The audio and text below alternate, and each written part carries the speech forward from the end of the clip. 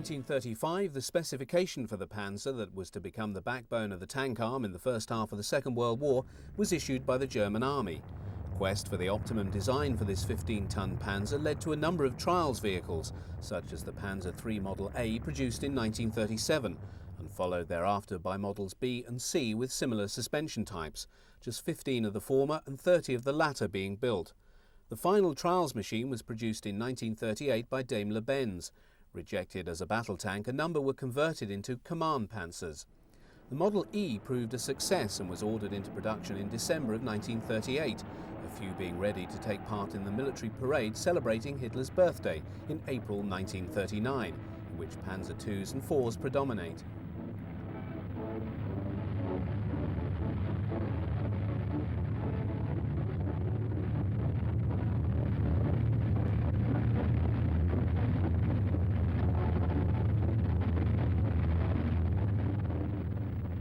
It was the new torsion bar suspension system fitted to the Model E that led to its adoption by the Army. The Panzer III now acquired the basic design configuration to characterize the type until removed from production in 1943. Standard armament was a 37mm L45 gun. The new suspension also permitted an increase in armour protection, with a corresponding weight rise to 19.5 tons. Compared to the Panzer IV, the Panzer III was a latecomer on the scene. A few served in the occupation of Czechoslovakia, but only 98 Panzer IIIs were on strength when Poland was invaded on the 1st of September 1939. Nearly all of those employed were early development vehicles such as this Model B. With 5 companies now involved in producing the Model F, which came online in October 1939, availability of the Panzer III rose sharply, some 435 being produced by July 1940. This allowed anti-tank gunners in training exercises such as this, filmed during the very cold winter of 39-40, to acquaint themselves with the machine in the period prior to the Western Campaign. Introduction of the Model G in April 1940 saw the production program of the Mark III expand even further.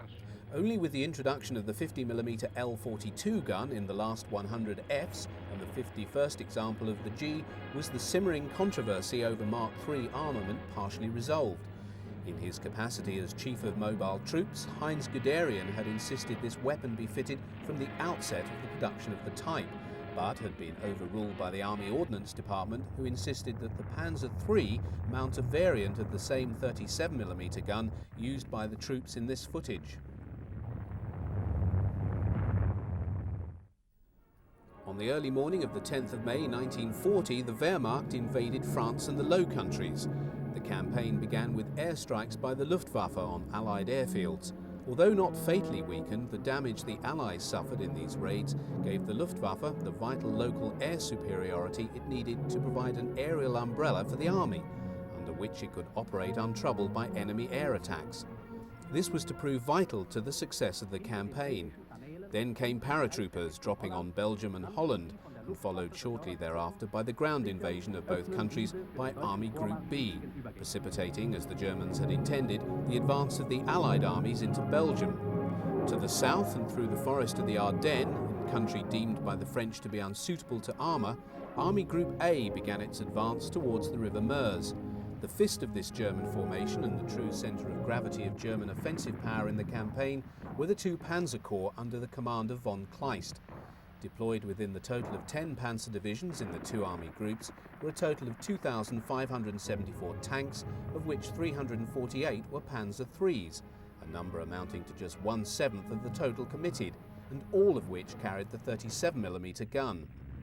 Nevertheless, it's clear that the Mark III's significance in the campaign was out of all proportion to the numbers employed. Once across the Meuse, the Panzer IIIs were to be found at the point of the Panzer Division's drive for the Channel. By May 20th, this had cut off the Allied forces in Belgium from France proper. Their destruction had been achieved by June the 5th. The subsequent German invasion of the rest of France brought about a rapid military collapse and French capitulation by the 22nd of June. As German victory in France had turned more on the concentrated employment of armoured divisions as instruments of paralysis, using their speed and momentum to demoralise the enemy, rather than standing to and fighting it out, the technical limitations of many of the German tank types had been of little immediate consequence.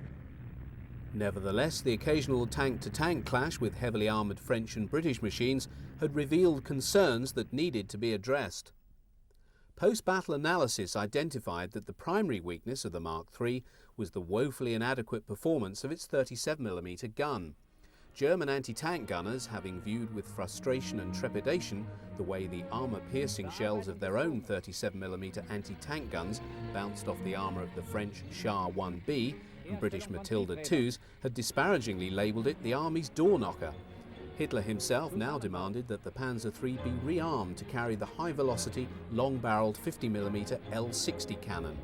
As if to prove that the Führer's word was not always law, the Army Ordnance Office simply ignored the order, taking the view that industry had only just tooled up to produce and fit the short-barrelled 50mm gun in the Panzer III, and that employment of the long-barrelled 50mm cannon for the new PaK-38 anti-tank was a higher priority.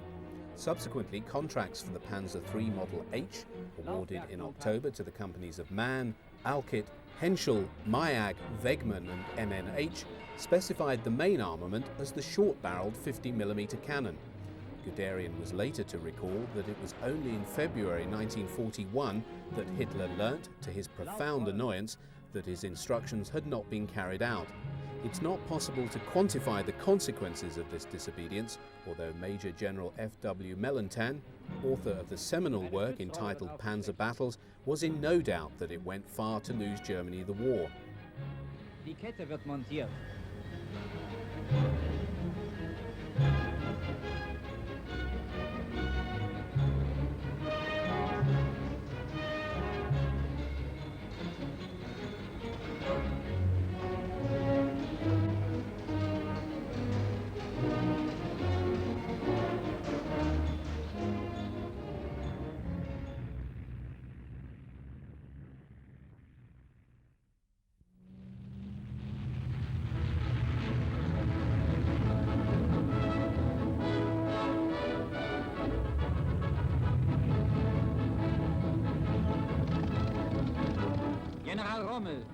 When appointed by Hitler to command the Africa Corps in March 1941, Rommel saw in the wide and open spaces of North Africa the perfect laboratory to explore the true potential of mobile warfare. While he understood this to be a combined arms enterprise, clearly the tank lay at its heart. In practice, it was the Panzer III that was to become the true warhorse of the Africa Corps in all of its battles.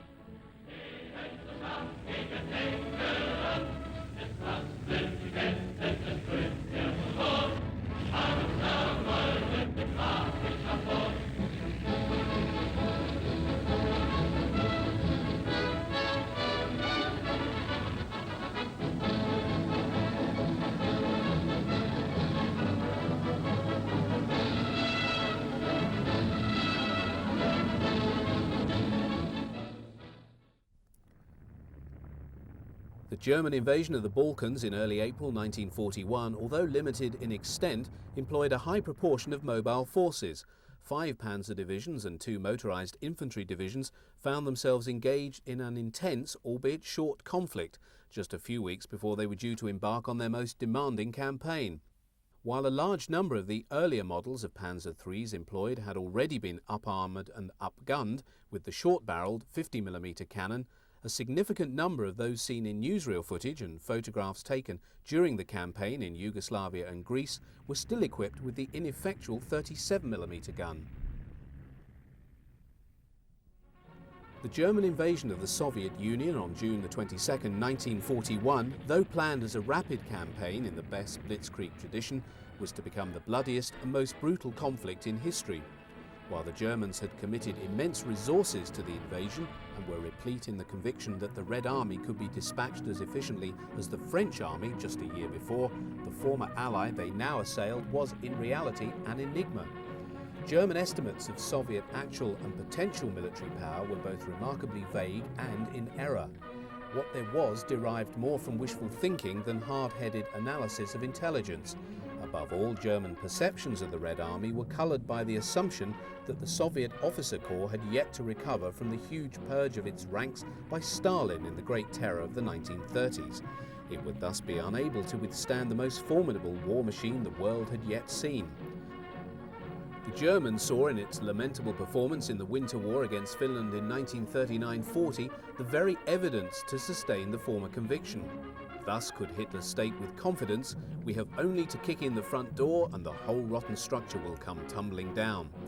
The primary instrument to effect the destruction of the Red Army in European Russia, before it had time to retreat into the depths of the country, was the Panzerwaffe. It appeared on the face of it that in the year since the fall of France, the tank arm had nearly doubled in size, so as to take account of the far greater demands that this campaign must surely impose upon it. Such a perception was illusory, for all that Hitler had done was simply to order the halving of existing divisions to create new ones. 17 panzer divisions, distributed among the 4 Panzer Group of Army Groups North, Centre and South, deployed some 3,332 tanks for the campaign, the bulk of which were still the same obsolescent light tanks with which Germany had gone to war in 1939. The Panzer III was now the single most numerous type in service with the Ostheer, and in the opening months of the campaign performed admirably. As the bulk of Soviet armour was decidedly obsolescent, the 50mm L-42 cannon, equipping the majority of those Mark IIIs engaged, was more than adequate. But then came the encounter with a new generation of Soviet armour of which the Germans knew absolutely nothing. The KV-1 and KV-2 weighed in at 43 and 52 tons respectively, with immensely thick armour of up to 75mm on the turret of the former. The armour-piercing shot of the Panzer III could not penetrate the armour of the KV-1, even at close range. The T-34 was even more of a concern, low, fast and well armed, on wide tracks that permitted movement over rough ground and with thick angled armour that was difficult to penetrate. Most encountered in the early months of the campaign were dispatched, albeit with some difficulty, by point-blank fire, special charges or the 88mm flak gun. There were simply too few of them to make a difference. In spite of the first reports of these new Soviet tanks, the technical challenge they represented was not initially apparent in Germany, even if it was more obvious to the troops at the front. This much can be ascertained by the decision of the Wehrmacht Tank Committee on July 17, 1941, to order construction of 7,992 Mark IIIs to equip the 36 Panzer divisions that the army now required for its future needs. With the elimination of the Soviet forces encircled in the battles of the frontiers, at the fall of Minsk on June the 28th, the Panzergruppers under Guderian and Hoth surged forward once more to capture Smolensk. Although the Soviets put up very heavy resistance, the jaws of the two Panzergruppers closed around the city on the 16th of July. But that resistance resulted in the encircled forces fighting on until the 27th, when 100,000 more Russians passed into captivity.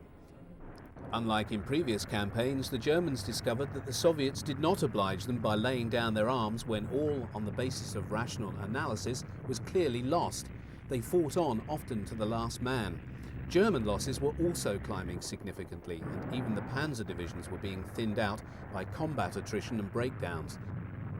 Nevertheless, both Guderian and Hoth were well placed to strike out for Moscow, which lay less than 200 miles away.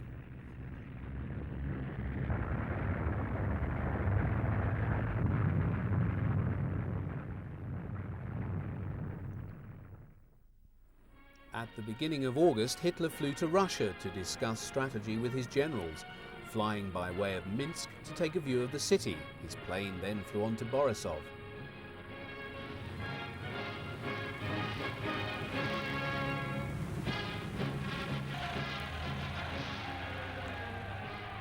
On his arrival, he was given a rapturous reception by the troops and was officially greeted by Field Marshal von Bock, commander of Army Group Centre. For 4 weeks the Panzers had been held pending the order to advance on Moscow, and it seemed the Führer might no longer regard Moscow as the priority objective.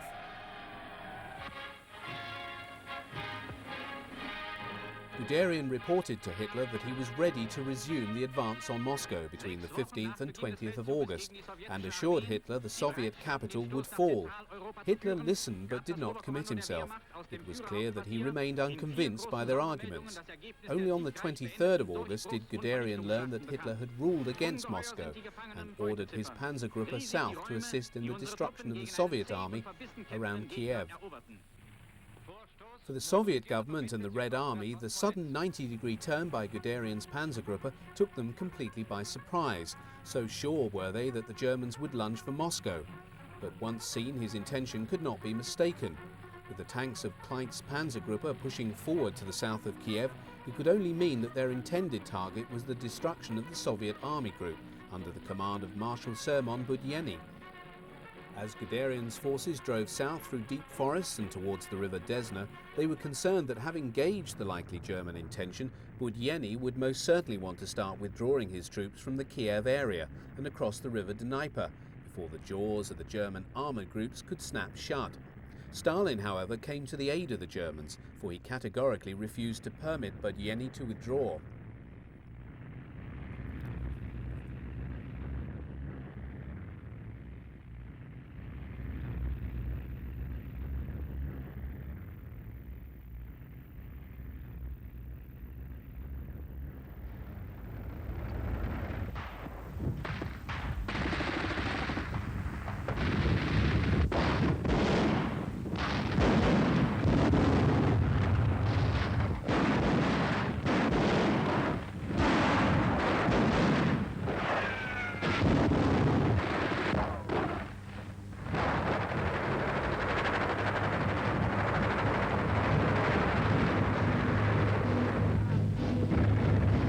Brennendes Öl sperrt die Straße.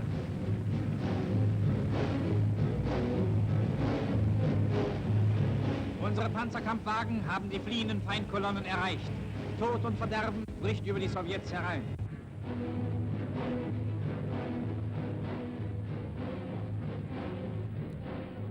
By the 10th of September, Kleist's Panzer Corps had reached the city of Kremenchuk on the western bank of the river Dnieper, directly to the south of Guderian's panzer columns driving down from Smolensk. 16th Panzer Division now drove north and, on the 13th, stormed the town of Lubny, while 3rd Panzer Division lay just 60 miles away to the north and was pushing south against fierce opposition. In spite of Stalin's injunction to hold firm, Soviet units, aware of the closing gap, streamed desperately towards it to make good their escape. The speed of both the northern and southern jaws was being severely affected by the weather, as the rains had turned the roads into glutinous mud.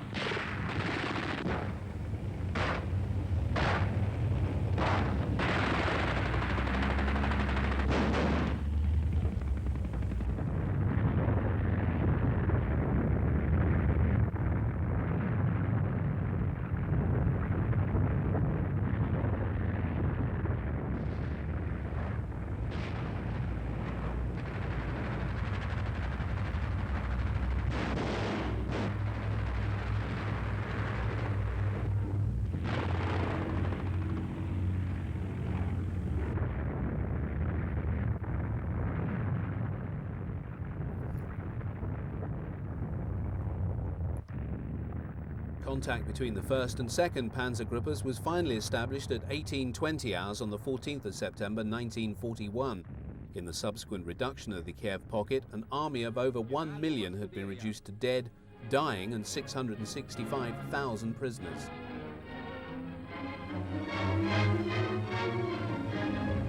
Von allen Seiten stoßen die deutschen Verbände in den Kessel vor. Am 27. September war die gigantische Schlacht beendet.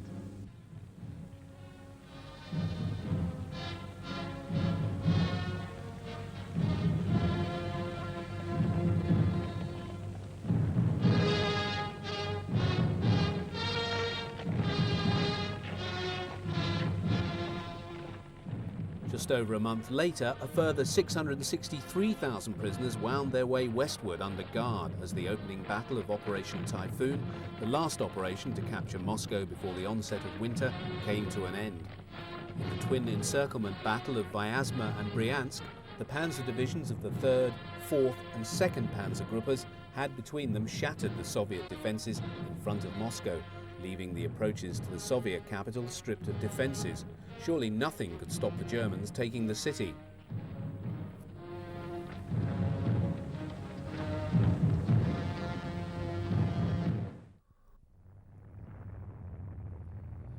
With the panzers to the fore, the drive resumed.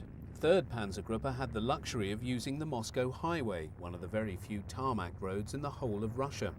But the other panzer divisions had to make do with traversing fields and the sandy tracks on the maps that passed for roads.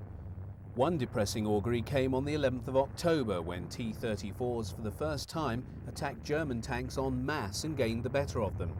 Guderian said that this was the first time that the vast superiority of the T-34 had become apparent.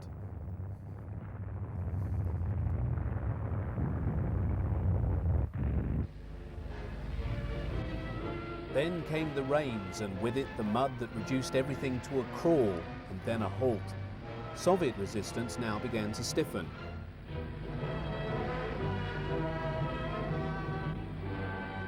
The Germans decided to resume their advance on the 15th of November, so as to give time for the frost to take effect and freeze the ground.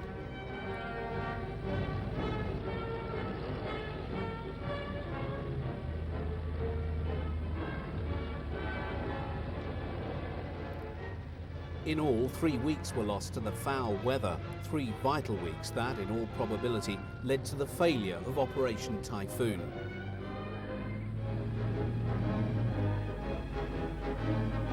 Nur die besten Soldaten der Welt werden auch mit diesen ungeheuren Schwierigkeiten fertig.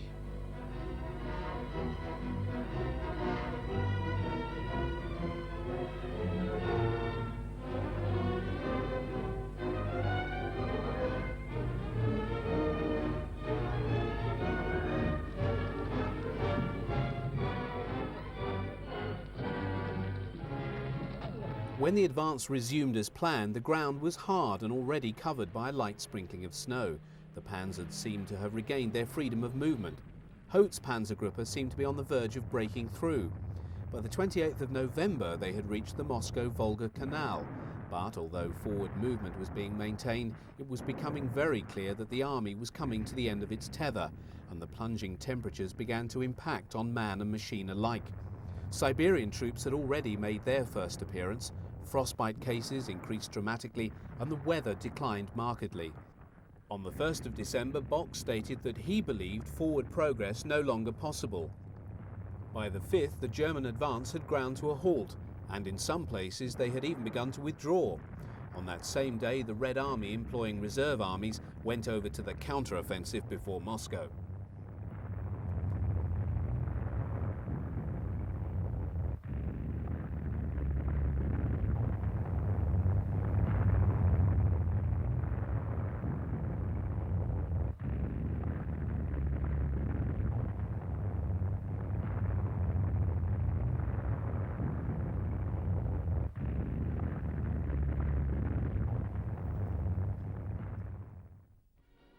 At the beginning of January 1942, 50 Panzer IIIs arrived at Naples from Germany for shipment to a very tank-hungry Rommel in North Africa.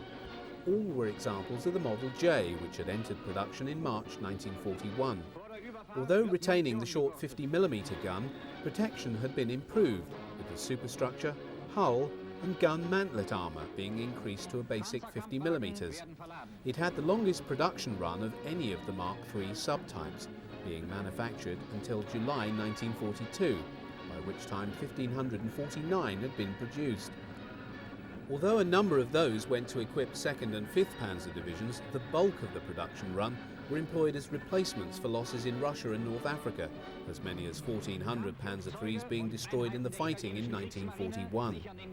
The convoy of 9 merchant ships, escorted by no fewer than 4 Italian battleships, under a sky controlled by Luftwaffe units operating out of Sicily, arrived intact in Tripoli on the 5th. Offloading of the Mark IIIs and Italian Army M1340s provided Rommel with a force sufficiently strong to enable him to successfully attack the 8th Army. Determining that the British were now experiencing severe supply problems and that they were also pulling out forces, particularly air power, to send to the Far East to fight the Japanese, he launched his attack on the 21st of January. Although he was inferior in tanks, just 150 to the enemy's 360, he determined that the enemy would crumple in the face of his unexpected attack. By the 26th, with the 8th Army in full retreat, Rommel credited the Afrika Korps with having captured and destroyed 299 enemy tanks and other AFVs, 147 guns and 935 prisoners, set against German losses of just 3 Panzers destroyed and 14 officers and men killed. In seizing Benghazi, Rommel was able to acquire an invaluable number of captured trucks, which were immediately incorporated into the Afrika Korps.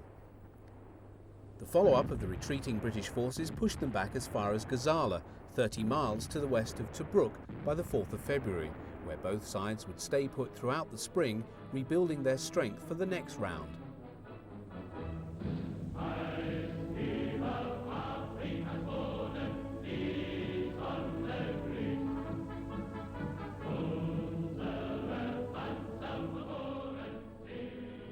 In the meantime, Rommel, never coy when it came to publicity, was always more than happy to oblige the ever-present cameraman by examining captured enemy equipment and striking up the appropriate pose. All grist to the mill for Goebbels' propaganda department and the German newsreels. This sequence gives a graphic impression of the conditions in which both German and Soviet troops fought during the winter of 41-42, the worst to hit Russia in 50 years. Actions of the sort seen here, with infantry supported by armour, fighting to retake or capture a village or position in the middle of a bleak and forbidding snowscape, was a common occurrence. Because of its narrow track, the Panzer III did not find movement through deep snow to be that easy. This is best seen when comparing this footage with that of the T-34 moving at speed across snow seen earlier.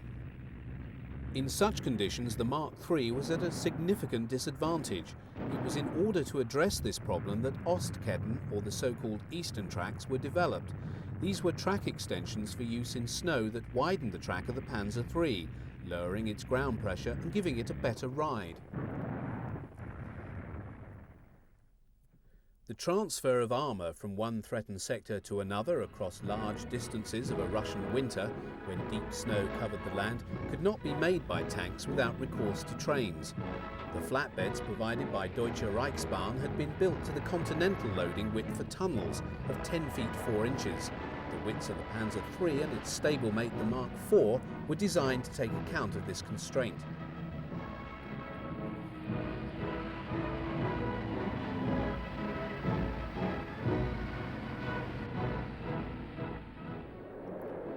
The onset of the thaw at winter's end in Russia is known to the native as Ratsputitsa and reduces all movement to a virtual halt. The Russians have long realized that General Mudd is a commander who cannot be argued with and never won over.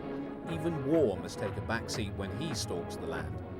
In the period before the soil dries out enough to permit a resumption of combat operations, the opportunity is taken to give the tanks and other vehicles a long-needed maintenance after the predations of the winter.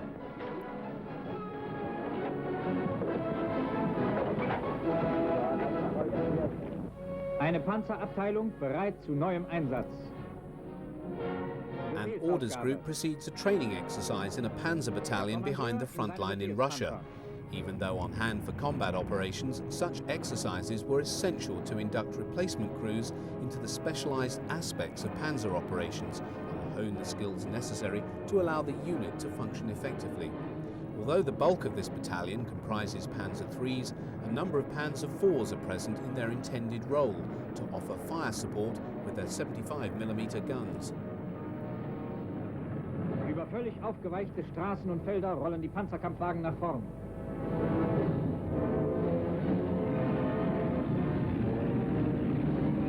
Kameradschaftliche Hilfe. Gebirgsjäger werden im Schlepp mitgenommen.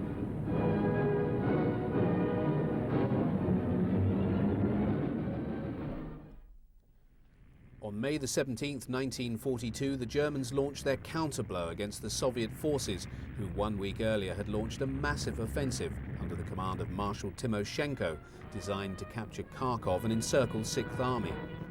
Though the Soviet assault was initially successful, the Germans had contained the offensive by the 15th and 16th and were now about to deliver their riposte. After 6 days of heavy fighting, they had cut off the Soviet salient and were now proceeding to destroy the Soviet forces therein. As they proceeded to reduce the pocket, Soviet troops surrendered and a mass of abandoned equipment fell into their hands.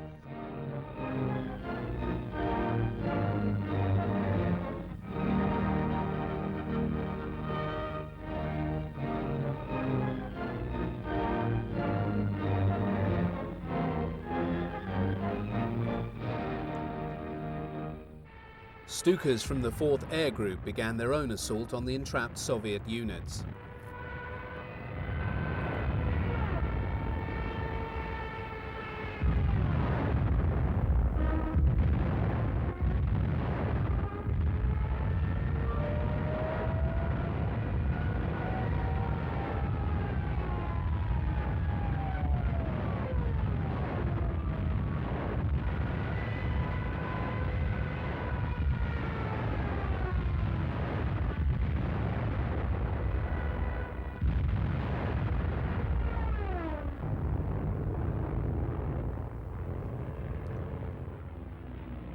The Germans now had to contend with ferocious attempts at breakout from the pocket, as well as containing powerful Soviet pressure from an assault force attacking it, trying to break in across the River Donets to the east.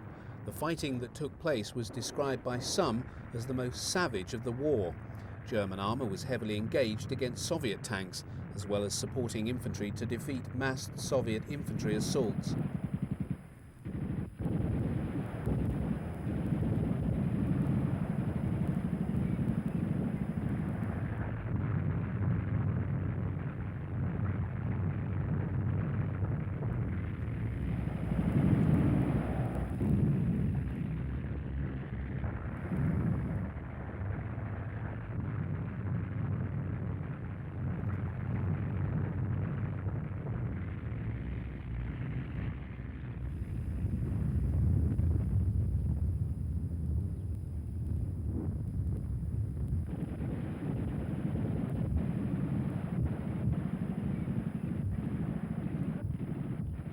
When finally the resistance of the Soviets was broken after 3 days, the booty and tally of prisoners was immense. Scattered across the landscape were no less than 1,250 destroyed and abandoned tanks and 2,026 guns of all calibers. 239,000 Red Army soldiers now marched into captivity, most never to return. It was a victory redolent of the previous summer's great triumphs, and it seemed the fitting overture for the main German summer offensive, which Hitler believed would finally give to him the victory over the Soviet Union which had eluded him the previous year.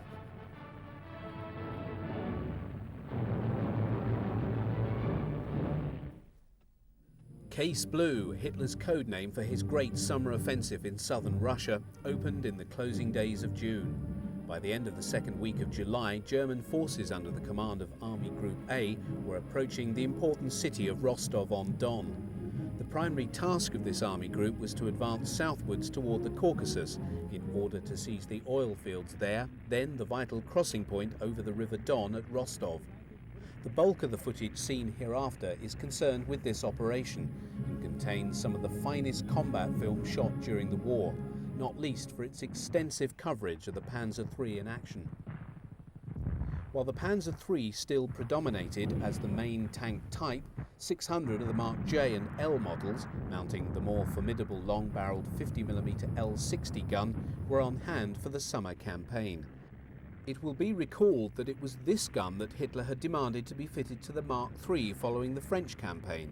It was only in April 1941, when at a review of military equipment to celebrate his birthday, did he see that the Panzer III still mounted the short 50mm L42 cannon.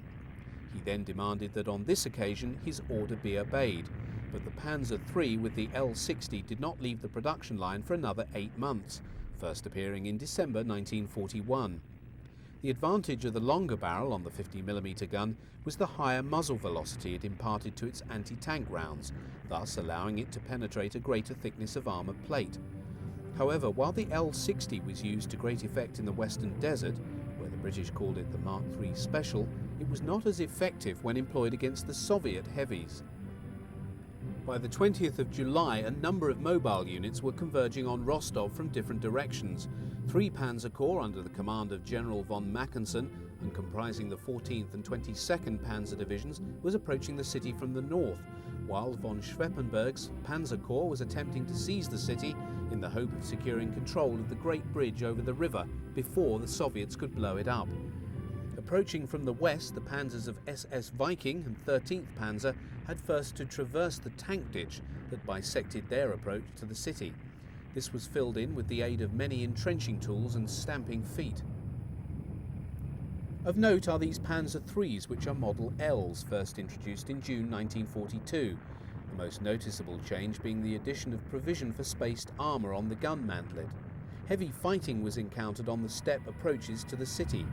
Stukas were called in to bomb Soviet entrenchments and defences.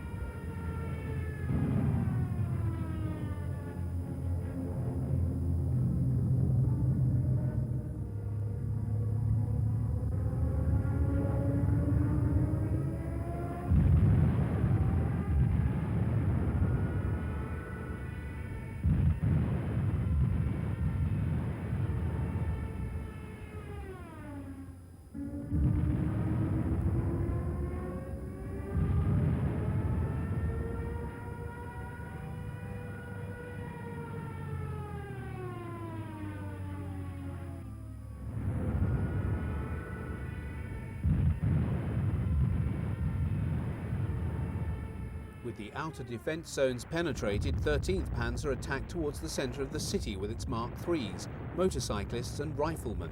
Street fighting against the Soviets was extremely hazardous as they were past masters in the art. The German soldiers using the half-tracks for cover are acutely aware of just how good Soviet snipers were.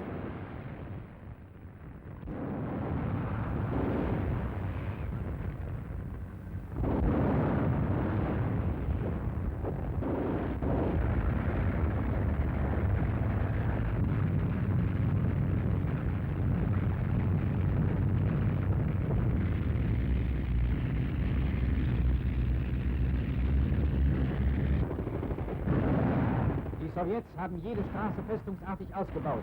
Sie wissen, dass der Verlust von Rostov für den weiteren Kampfverlauf von entscheidender Bedeutung ist und wehren sich mit verbissener Wut. The troops of SS Viking now found themselves pinned down in very heavy street fighting. Die zum großen Teil aus nordischen Freiwilligen besteht.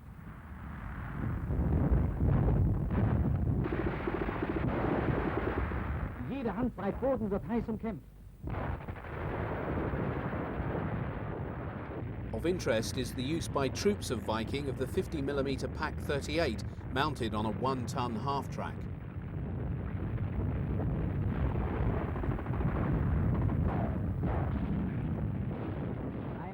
The fighting becomes ever more fierce as the troops reach the centre of the city, where the Soviets have spent much time and effort fortifying all the buildings over the months since the Germans first took the city and were ejected in November 1941. Infanterie in Deckung.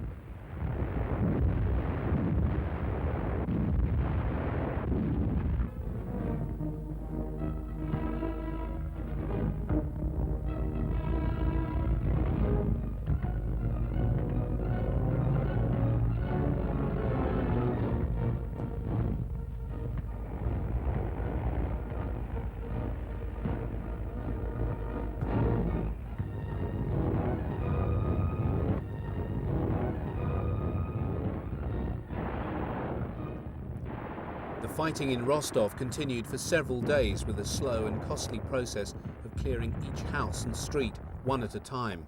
A process inhibited not just by the fanatical resistance of Red Army soldiers and elite NKVD troops, but by the incredible defences: barricades of torn-up paving slabs, bricked-up street entrances, steel girders planted in the ground, buried mines and so forth. No quarter was given by either side. Even the German wounded had to be guarded, as many were killed as they awaited evacuation.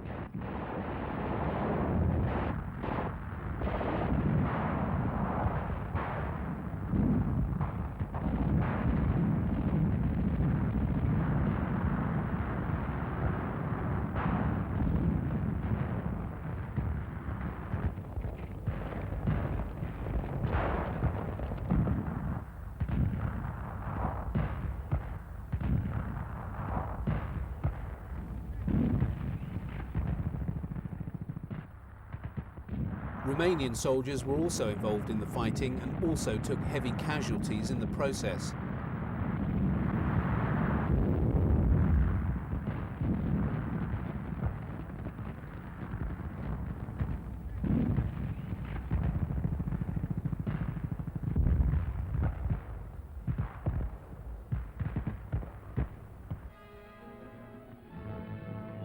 was the 25th of July before Rostov was completely in German hands. Abandoned and destroyed Soviet equipment littered the streets in vast quantities. ZIL lorries, artillery tractors, heavy guns and anti-aircraft weapons.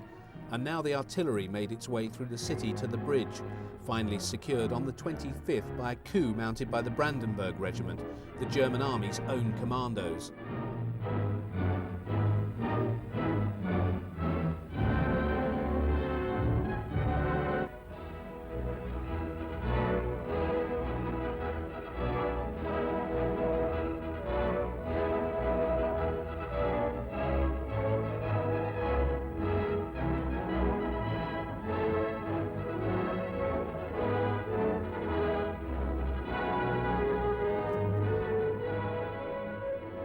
Brown column of captured Soviet prisoners snaked their way westward to an uncertain future.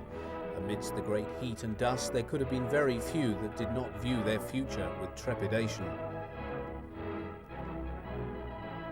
For the German army, the signposts now pointed south towards the Caucasus and the oil fields. A short rest and the Panzers were off again.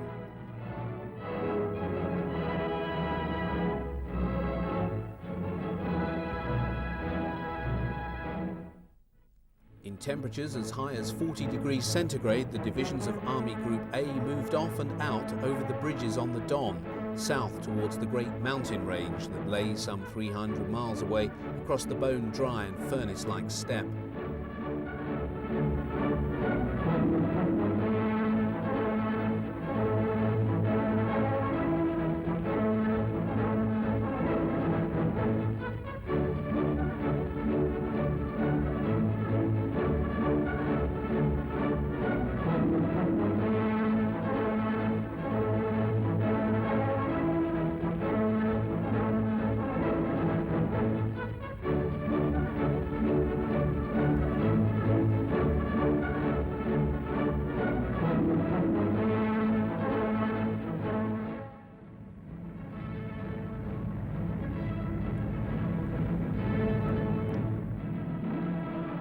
Seen from the air, German transport columns follow in the wake of the advancing Panzers, carrying all the supplies needed to allow a mobile army to fight.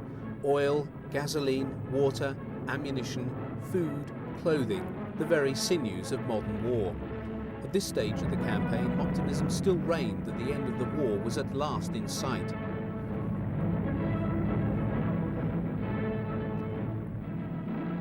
As originally tasked in Case Blue, the role of Haut's 4th Panzer Army was clear. He was to employ his 800 Panzers to destroy Soviet forces, first in the Kursk area, and then destroy the army group of Marshal Timoshenko along the line of the River Don.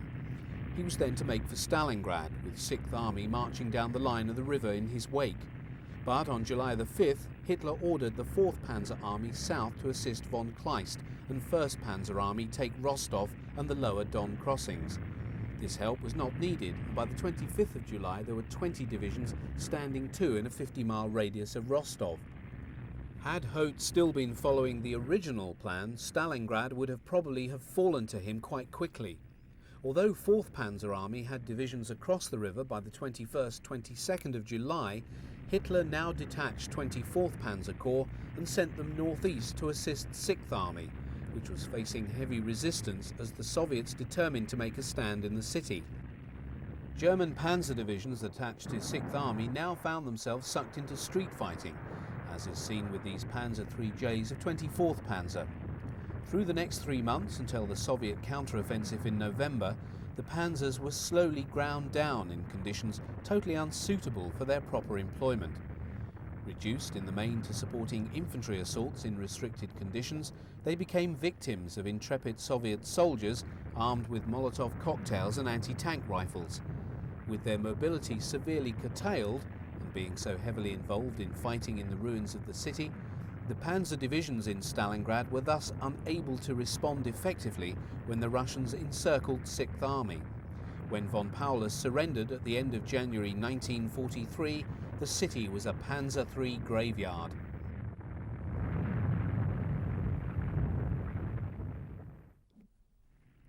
Panzer III and Panzer IV Specials were the key weapons in Rommel's plan to unhinge the British defensive positions by a thrust through the Ragil depression into the flank of the Alam Halfa Ridge on the 31st of August 1942.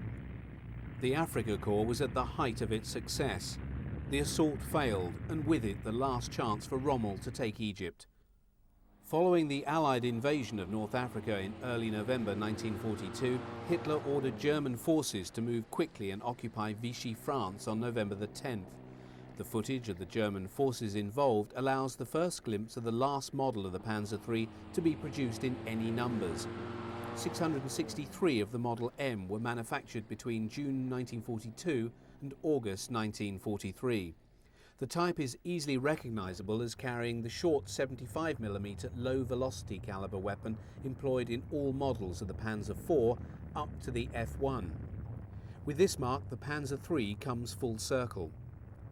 Originally designed as a battle tank with the Panzer IV to support it, it has now become a support tank itself, both to the later model Panzer IVs and the Tiger tank. By this time, the days of the Panzer III as a battle tank were numbered. Although the Army deemed it to be a better machine than the Mark IV, its smaller size condemned it to obsolescence, being unable to be further upgunned. This would seem to be a case of the understudy stepping forward to become the lead player. The other Panzer IIIs advancing with the Model Ms are L-types.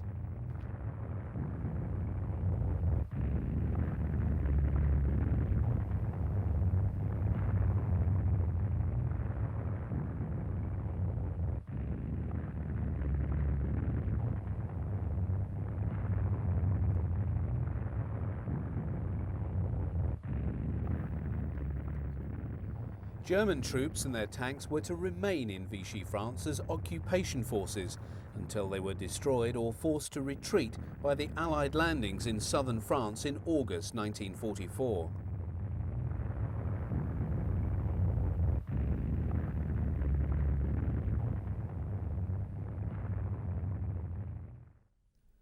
At the same time as occupying Vichy, France, Hitler ordered 10th Panzer and the Hermann Göring Panzer Division into Tunisia as the first stage in a major build-up to retain an Axis bridgehead in Africa.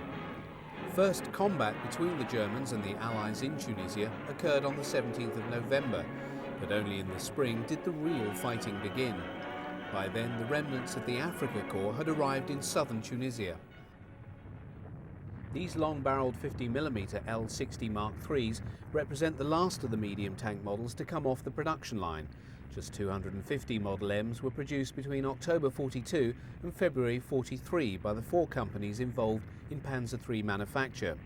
Initially 1,000 of this model had been ordered, but in July 43 this was cut back, reflecting the decision to run down Mark III production, apart from the Model N, and allocate the chassis to the manufacture of assault guns. 100 of this model were also converted into flame-throwing tanks. Those seen here are advancing to fight a British advance at Tabourba in November 1942, in one of the initial Allied attempts to advance on Tunis.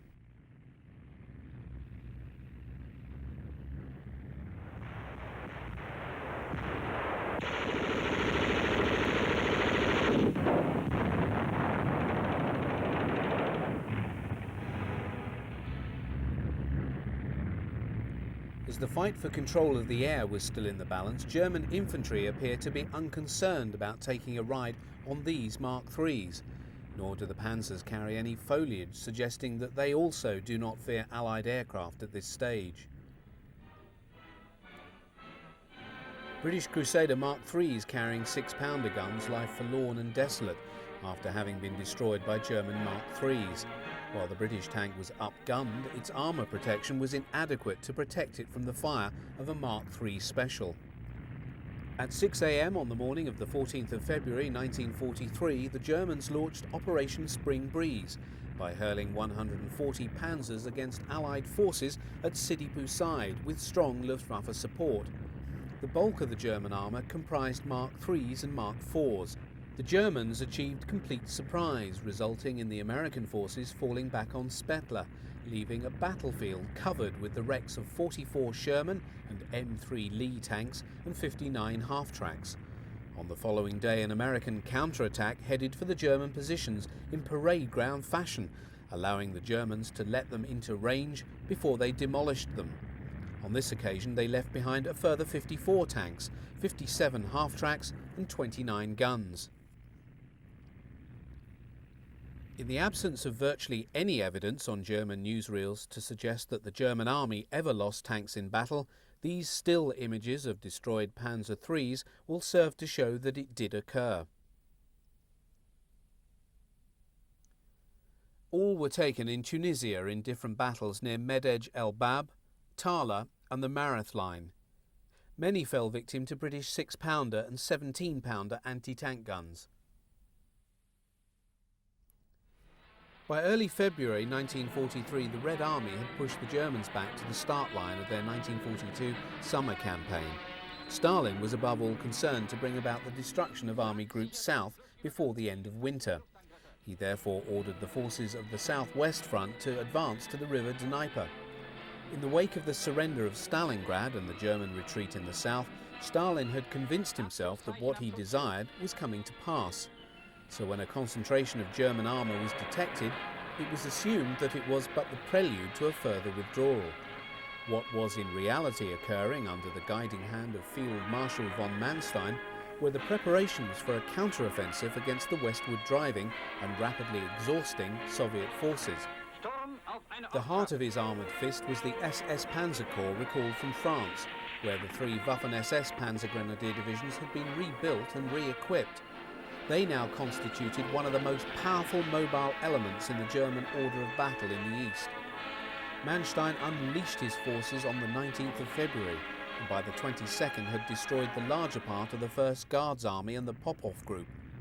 Phase 2 began with 4th Panzer Army advancing on Kharkov, with the SS Panzer Corps in parallel on its left. They reached the Mosh River, 10 miles to the south of the city, and on the 5th, SS Panzer Corps now broke away from the 4th Panzer Army and advanced on Kharkov. Hauser, the SS commander, sent one division into the city from the north and another from the west. It took 3 days of very heavy fighting before Kharkov fell. Operation Citadel, the last great German offensive in the east, was also the swan song of the Panzer III as a battle tank. In this battle, which turned on the ability of the massed German panzers to effect a rapid and decisive victory over the Red Army in and around the Kursk salient, the Panzer III played a major role. Of the 2,700 tanks and assault guns the Germans had assembled for the offensive, 432 were Panzer IIIs, mounting the long L60 50mm gun. There were also 88 that still employed the short-barreled 50mm cannon. Many of the Panzer IIIMs, delivered as replacements for earlier losses, now disported the same thin metal Schürzen, or armoured skirts, to be seen on the Panzer IVGs and Hs. The German offensive opened on July the 5th, and almost immediately the northern and southern pincers found themselves in trouble. Although aware that the Soviet defences were massive in scope, nothing had prepared the Germans to face the vast killing ground the Soviets had turned the salient into. It had been designed to bleed the Panzerwaffe white, which is precisely what it did. Gigantic minefields had been laid in the early spring, so that by high summer the wheat and maize disguised their existence. Other minefields were designed quite specifically to channel German armour into killing grounds in which pack fronts, groups of anti-tank guns pre-sighted on position, would open fire and destroy the panzer. Hidden batteries of heavy artillery would open up, raining down ferocious barrages on the tanks and accompanying infantry. Little wonder that German tank losses rose rapidly. Losses of the Panzer III were high, not the least reason being that it was quite simply no longer adequate for the type of war being fought on the Eastern Front. The Soviets regard Kursk as perhaps the most decisive battle of the war, in that it finally broke the German tank arm, destroying such numbers of panzers that they could never be adequately replaced, and in doing so, blunting forever the German army's best sword.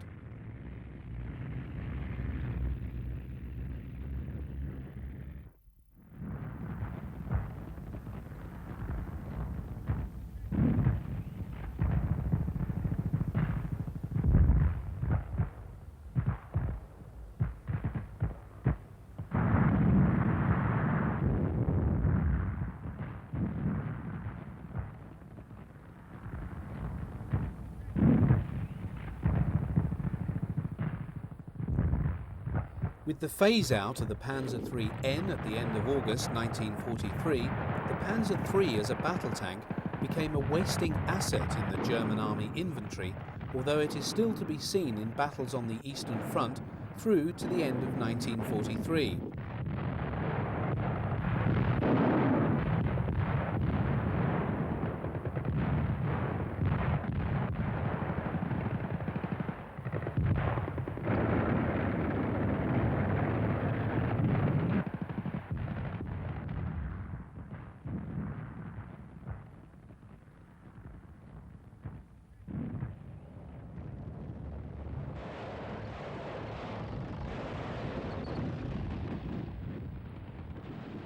The versatility of the design lent itself to employment in other roles.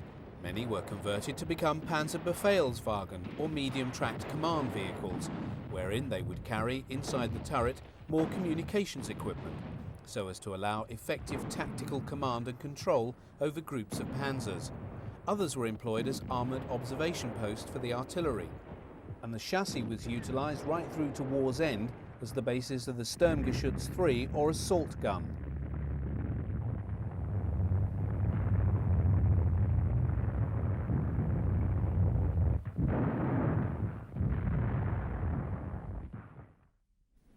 Panzer IIIs that survived the conflict were to be found in secondary theatres of war, as in this still which shows tank commanders surrendering their Mark IIIs to the Allies in Norway.